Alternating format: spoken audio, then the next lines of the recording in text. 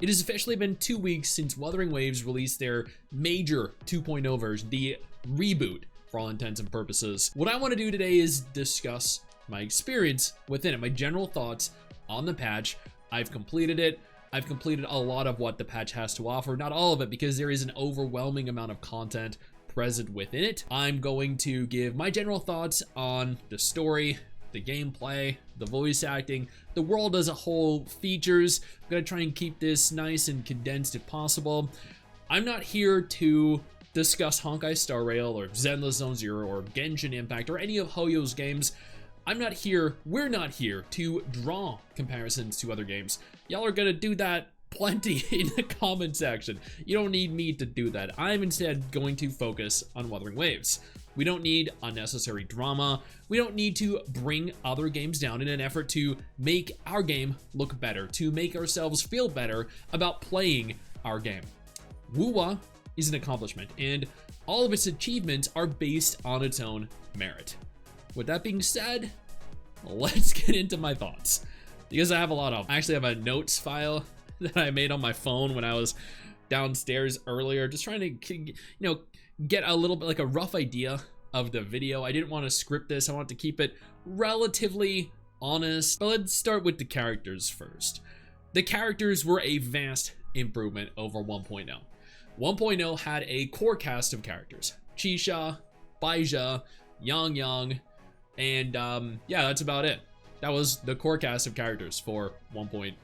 After 1.0, they just kind of up and vanished, and the entire game became focused, centralized on 1 or 2 different characters per patch, and then, of course, the rover. What I liked about 2.0, and what I'm hoping they continue in 2.0, is that the entirety of 2.0 focused on all of the characters. We had Brant, Phoebe, Zani, Carlotta, and Rochia to an extent as well.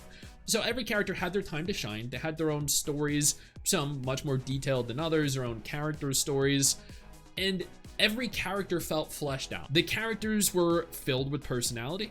They had incredible designs, phenomenal kits, from what we've seen, at least of 2 of them thus far. These characters were just completely different. These characters were interconnected with the story. They engaged with one another.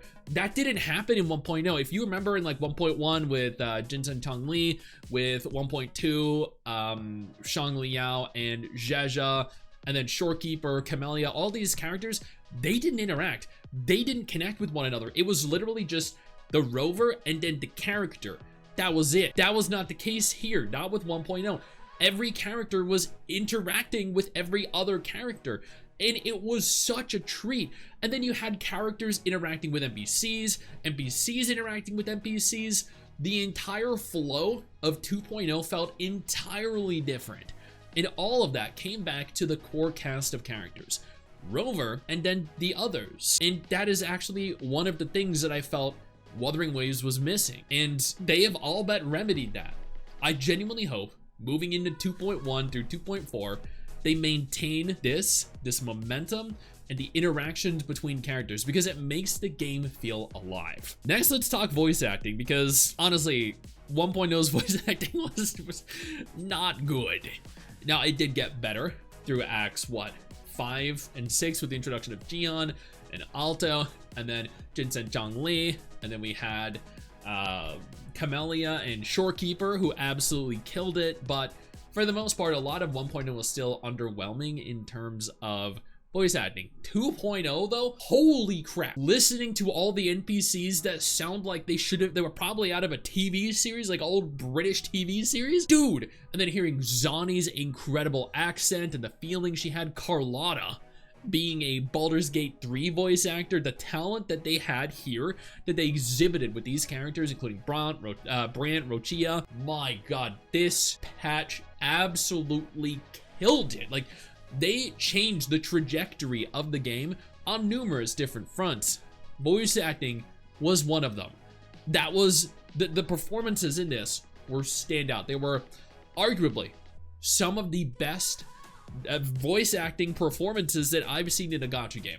2.0 was just incredible, for lack of a better way of explaining the sheer difference in quality, especially when compared with the voice acting in other gacha games. Before we go any further, I do want to take a moment here to thank all of my incredible patrons over on Patreon and my YouTube channel members who allow for me to continue to do dedicated videos like this every single day. You guys are absolutely phenomenal, and I genuinely cannot thank you all enough for the support. Next, I want to talk about the music, because admittedly, a lot of people complained Vanguard was not in charge of 1.0, and there was a lot of disappointment there. I don't know if Vanguard was involved for 2.0, but if not, they clearly did not need to be, because the music in 2.0 was flawless. Everything with the, spoiler alert, Lorelei flight, the fight, the bosses, everything.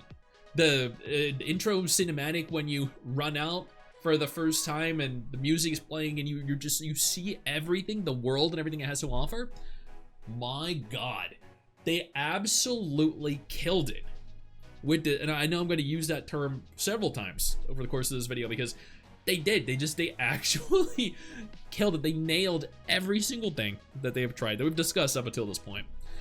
I also want to quickly touch on character combat, the new character combat, Carlotta, Rochia. Oh my God, they are so much fun to play. And while they are very powerful, yes, I can't believe how unique these characters continue to feel. They're not recycled animations, they're not recycled abilities, they're all unique feeling, and that is incredible. Next, I want to talk about the world. The world is a complete change to 1.0. A lot of people thought in 1.0 the world felt dead. It didn't really feel like alive and filled with things to do, filled with life, and I don't disagree. There are certain aspects of it that did feel that way, but even so, 2.0 is different. 2.0, you're running around the world. There are tons of things happening. There are events, there are side quests, there are side stories. There are just so many things that aren't even related to the main story that you don't even know exist until you encounter them, until you find them. And the not just that, but the interestingly separate individual biomes that are all incredibly unique. I feel like every single area was handcrafted to perfection. Every area is filled with intricate little details. A vast, different, diverse selection of monsters that weren't available in 1.0 or through 1.4. Once again, not reusing assets. Running around and just exploring the world for the first time and seeing how absolutely stunning it was an incredible experience. Seeing weird fights going on, triggering different scenes that are just completely unrelated to the story in any capacity that you would probably miss if you weren't actively exploring.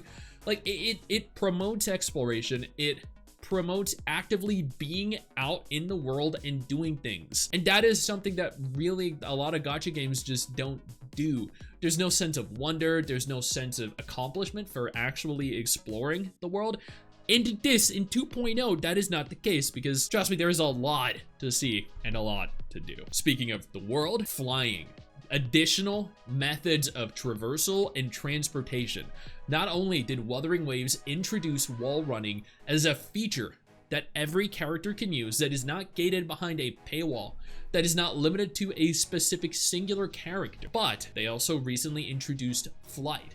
You can fly everywhere around Rinasita, and it is really freaking good, really freaking fun. I can't believe they added in a feature like this that is just such a huge quality of life improvement that allows for us to just do something entirely out of the ordinary in the genre. And again, this is free. We don't need a specific character. It's not locked to a single character. We can just go out and experience this.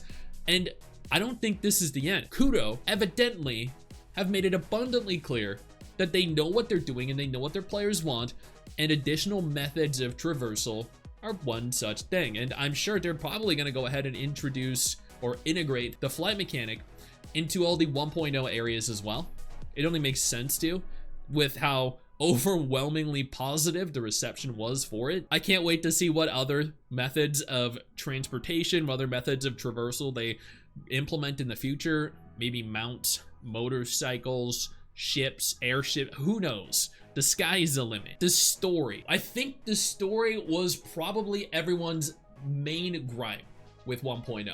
Right? It triggered a lot of people to just give up on the game because they thought it was underwhelming, very mediocre. And from Act 1 through 4, that is definitely the case. 5 picked up, 6 got pretty good. Then with the Mount Firmament patch 1.1, it got even better. And then 0.2 dipped a bit. 0.3 got really good with Shorekeeper. And then 0.4 definitely, with it being side content, dipped a bit. But with 2.0, this entire thing was probably one of the best told gacha stories.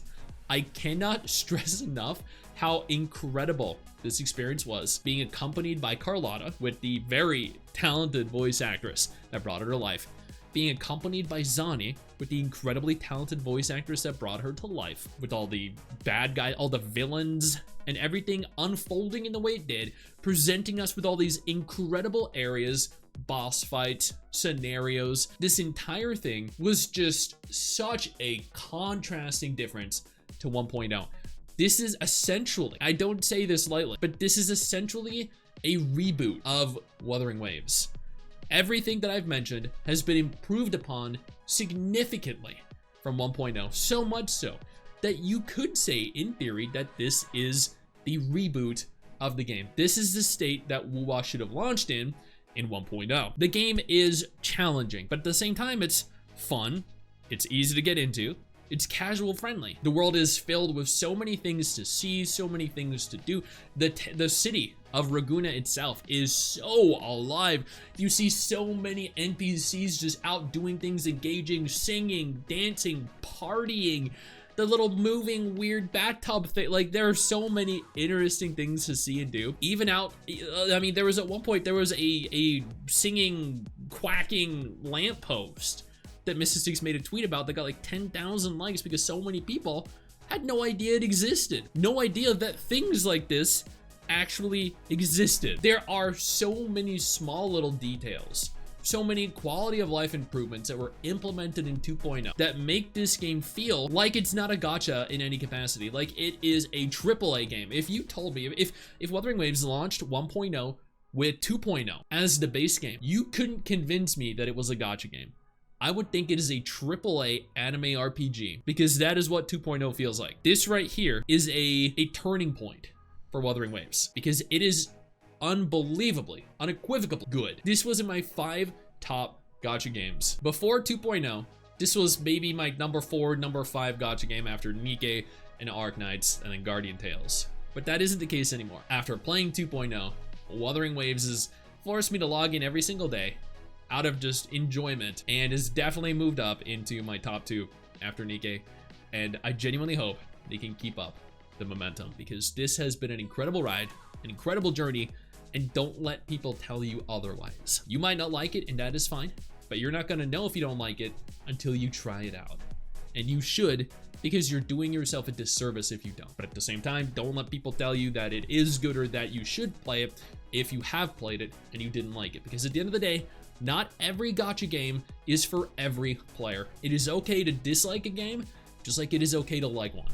And at the end of the day, it's okay to play all of them and enjoy all of them, because that's pretty much what I do. Hey, where do you think you're going? I see what you're doing there. I see you navigating on over, scrolling on over to that X button.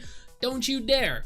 What I need you to do is take a moment and click one of the videos that are about to appear as soon as I'm done talking.